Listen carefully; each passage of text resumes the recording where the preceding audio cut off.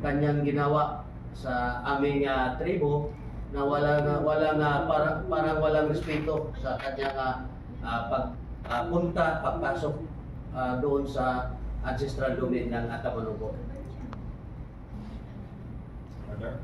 Makakasama na nga natin ngayon live via Zoom ang legal counsel po na si Attorney Israelito Torion. Attorney, mayong gabi. Mayong gabi po. Mayong gabi sa tanang mga naminaw ni Inding Sikat kayong programa SMNI. Sir, mayong gabi ninyo din ha. Opo, unahin ko lang, Attorney, ano po yung nakikita ninyo na legal na basihan para talagang matanggap itong ethics complaint po nito na hindi na magtagal bilang kongresista itong si Franz Castro po? Well, ang legal na basihan yan ay Republic Act 6713 in relation with Section 40 of Executive Order 292. May krimen kasi siyang na-commit. And for every crime that is committed by a particular person, there is a requisite civil liability as well as administrative liability. And since public officer siya, nag-take siya ng oath of office under Section 40 of Executive Order 292, so he is already governed under our civil service rules. And according to Republic Act 6713, it is required that his actions must be in accordance with civil service rules and regulations, and that he must act with loyalty to the Republic and high commitment to public service. Yung krimen po na nagawa niya are antithetical to the provisions of Republic Act 6713 and a direct violation of his oath of office as a public officer. So, since yung krimen na found na beyond reasonable doubt na guilty talaga siya, so yung administrative aspect niya, pwede talagang ma-file ng mga complainants, which in this case, itong mga Atamanubo. And kaya nga, hindi ito harassment because as a public officer, he knows na for every crime, there is a civil as well as administrative consequences.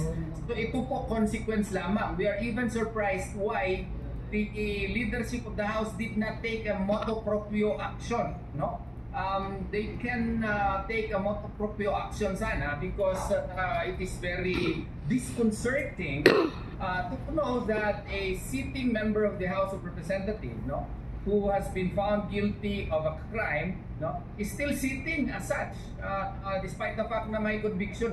And dapat sana, sila na lang sana nag-initiate ng motu proprio proceeding kasi ang administrative case nito requires only substantial evidence, So, which is a kind of evidence very much lower than proof beyond reasonable doubt. And kung yung House of Representatives was very concerned with their reputation, with the standing before the public eyes, insofar as the House of Representatives is concerned, they could have acted motu proprio or on its own. Pero wala eh. So nag-decide ang mga leaders ng Atamanubo to file this case po. And nag-assist lamang po kami through GMC Law School also. Yang maganda dyan at matalino, estudyante ko yan, si Arian Ramos, na matagal ding nakatira doon sa Talang-Ingot po noon. Opo, Attorney, at maalala natin, isang kongresista din, ang kanilang tinanggal sa roster nila dyan po sa Kamara, sa katauhan po ni Congressman Arnie Teves, kung saan hindi naman siya convicted. Itong pinag-uusapan natin, Party List Representative Franz Castro, convicted ito. Kaya parang hindi naging pantay ba itong naging pagtrato, or dapat hindi ibaliwala ng liderato ng Kamara itong ganitong reklamo, Attorney? Yes, this is really a litmus test on the part of the leadership of the House of Representatives. Kasi dito, convicted talaga yung member ng Congress. Unlike dun kay Arnie Teves nga, tama ka, wala pang wala pang conviction yun. So, he still enjoys presumption of innocence, yet may ginawa sa kanya. So, since walang ginawa, despite ilang days na since the conviction doon sa regional trial court. Kaya yung aktibo na po, yung mga victims themselves, yung community leaders ng indigenous peoples po ng Talaingon ay nag-act na para makita natin kung anong gagawin dito ng liderato ng House of Representatives. The ball is on their hands na. Kasi klaro na masyado, convicted na ito, so ang administrative aspect of the case should likewise be looked into and should be investigated thoroughly so that the appropriate penalty can be meted against this particular individual. Dato Andigaw, sir, pwede mo bang maikwento anong pinag-ugatan ng kaso ni Franz Castro na deklarado siya, na-convict siya sa child abuse? May gabi sa tanan.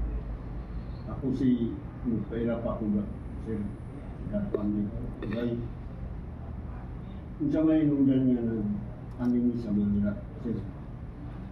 Kaya di kami nakaibalo na imbis na suspended na si Castro, ka na ako man sa gobyerno. Dapat nga suspended na, wala na. Dili na convicted. Opo. Oo. Nanong nga ako man siya, sa ato pa, wala kami tuong nga, wala na si Castro sa gobyerno. Hindi kami pinapamad sa gobyerno, nag-aning sa Manila, kaya nung na naman. Sa ato pa, nagtulog ang gobyerno. Wala atin man na ang problema sa tribu.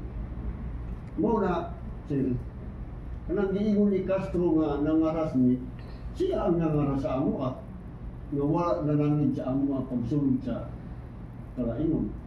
Muna ang anini dire kay para may walang din na mo kung kinsang gobyerno ang mutabang sa amo kung wala yung mutabang sa amo para may walang na mo nga si Castro mo man ang nagdatag og problema sa amo. Malinaw nga ang Talaingon. Wala na yung gumikan kay wala na si Ocampo, wala na si Castro. Kung na si Castro sa Manila. Mo na ang kami nga tribal leader na deklarado ni og kanang bitawag nga rata. Ipay lang din namin si Castro kaso para mawala din sa gobyerno. Matanong ko rin si Ma'am Arian, kasi dati po kayo sa CPP-NPA. Itong ganitong ginawan ba ng mga konektado sa CPP-NPA, yung pagpunta sa mga bundok, pagpunta sa mga IP community, paghimok sa kanila, saan parte ito? Parte ito ng kanilang mga propaganda para palakahin ang organisasyon? Before that, why is it nandito ako? Sabihin ko lang, our organization, ang kaninang Southeast Mindanao, is a regional federation ng mga foreign rebels sa Southeastern Mindanao, that's why SEMR. And for us, it is very essential to really look into the welfare of indigenous peoples kasi po, ako in particular, I stayed in Talaingon for almost 7 years. So, ang timeline ng 2018 na nangyari yung situation na yun, we were the ones who operated sa area ng Talaingon. And okay, balikan ka lang namin na Arian sa balik lang, ayusin na natin yung audio. Kay Dato Alan muna. Balikan natin yung pagpunta nila mismo doon sa area. Ano bang sadya nila doon? And nakita natin pumalag yung mga magulang, mga elders, mga IP leaders, kalaunan. Para at least alam ng ating mga kababayan kasi naganap ito mga taong November 28, 2018 po. 2018, okay? During Duterte administration. Sige po. Actually po, yung pagpasok po ni Franz Castro doon sa amin, sa Talaingon, ay ang pagkakaalam namin, sir, doon sa area, may 5 van paakyat doon sa ano sir, sa bundok sir. Tapos ang kakaalam namin sir, yung mga tribal leaders din through radio yung